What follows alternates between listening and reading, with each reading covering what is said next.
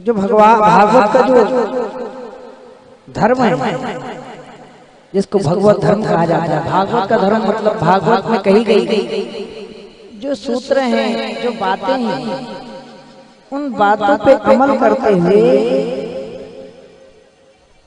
और उनको आचरण में लाना। सभी लोग शांत हो जाइए, बोली भागवत महापुराण की। कोई भी आपस में बातचीत मत करिए, हम लोग घर जाके लड़ लेंगे, अभी यहाँ पर भागवत श्रवण कर लेंगे। बोली भागवत महापुराण की जय हो। श्रीमद् भागवत महापुराण में आपने भगवान की लीलाओं गुणों का, भगवान की लीलाओं का दर्शन किया। इतना सुंदर उत्सव में आप सम्मिलित हुए, ये परम सौभाग्य की बात है।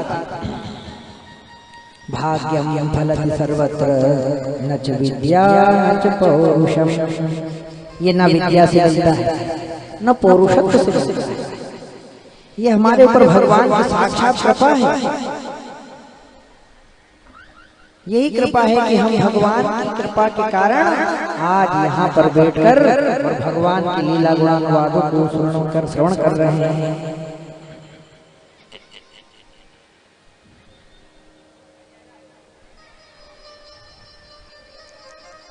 भाषित जो है, आपको हम लोग छोटे छोटे सूत्र देते आए हैं कि भगवान भाषित होते। भगवान आभास जैसे हवा का आभास, जैसे हवा का आभास होता है, वायु का आभास होता है, वैसे ही भगवान का आभास किया गया। बोली भागवत महापुराण की जय हो। भगवान का क्या किया जा सकता है? आभास। भगवान का आभास किया जाए। इसलिए आप लोगों को बहुत मन को एकाग्र करके बातों को समझना पड़ेगा। भागवत में जाकर बैठने पर मन को इधर उधर ना जाने दें। कितना ही हल्ला हो, कितनी ही बातचीत आसपास हो, फिर भी हमारा ध्यान पूरे शब्द पर रहे। यही भगवान की कथा सुनने का सबसे बड़ा गुण है। क्योंकि यहाँ पर भगवान के को पाने के, भक्ति को पाने के इशारे किए जाते हैं। उसको लाके खड़ा नहीं किया जाता। कोई भागवत श्रवण करने पर आप ये मत समझना कि भगवान आ जाएगा, पांडाल के बीच में प्रकट हो जाएगा और हम सब लोग उसको देख लेंगे, उसको छू लेंगे, उसको माला बना देंगे, उसको टीका लगा देंगे, उसके पाद प्रक्षालन कर लेंगे। ये बात मन से निकाल देंगे। परमात्मा प्रकट होता है, लेकिन किस रूप में? वायु रूप में। भगवान प्रकट होता है भागवत में, पर किस रूप में? आभास के रूप में।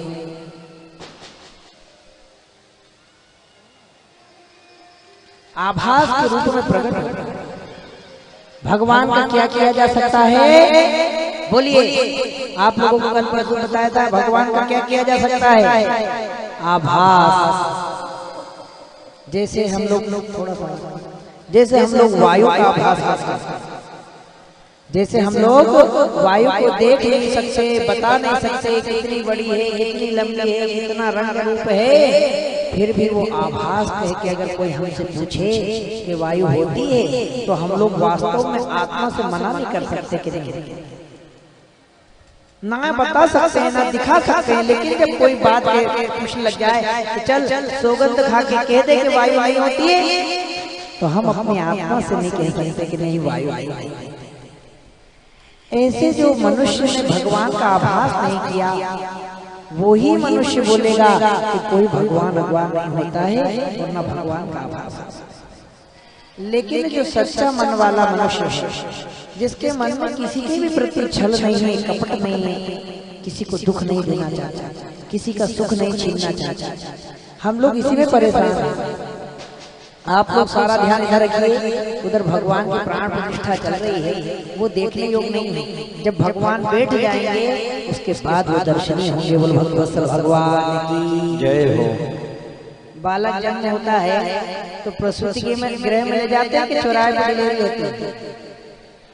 ये सब मत, इधर देखना उधर देखना ये सब काम मत करो। वो उधर जो हो रहा हो, जब भगवान हमारे सामने उपस्थित हो जाएंगे, प्रकट हो जाएंगे वो, तब वो दर्शन के योग्य होंगे।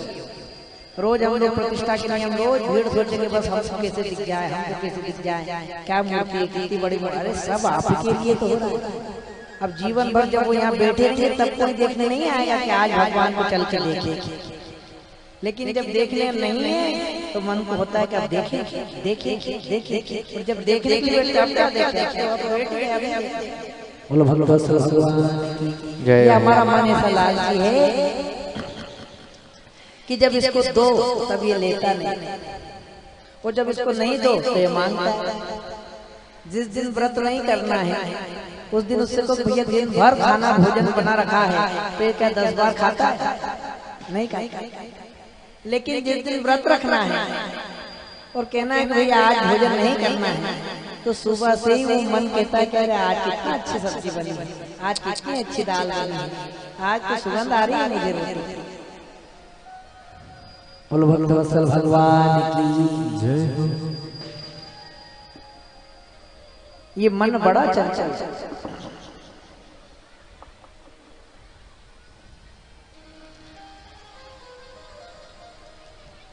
अरे मन तुझे के दिल जाना पड़ेगा।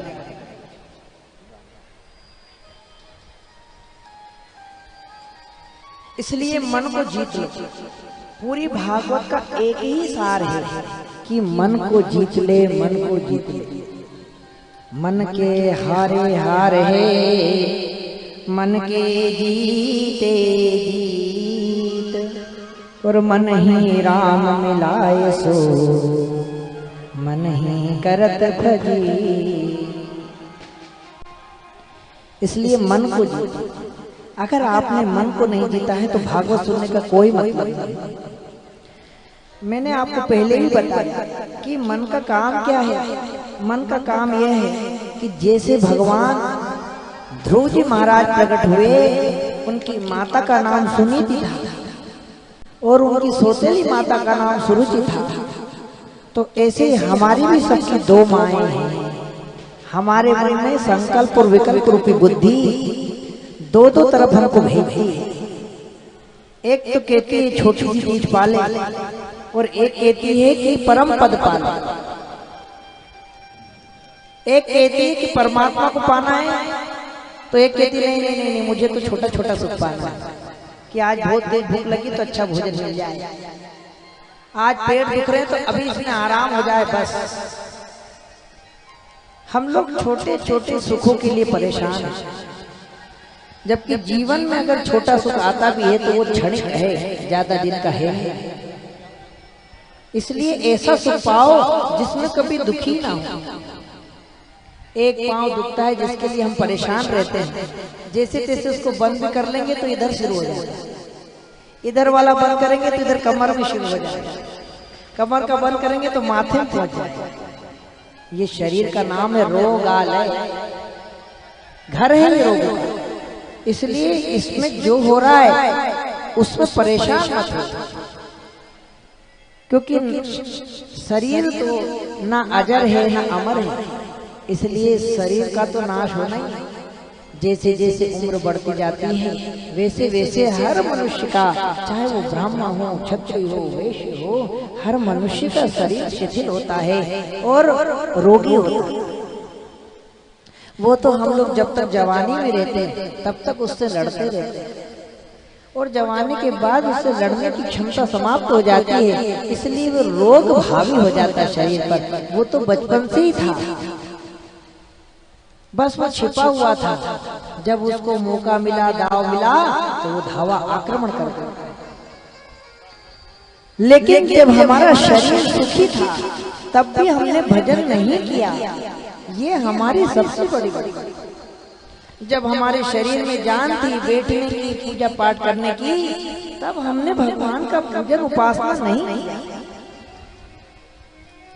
जब हम बालपन में थे कि एक बार सुनने पर बात याद हो जाती थी, उस समय हमने कोई मंत्र याद नहीं किया।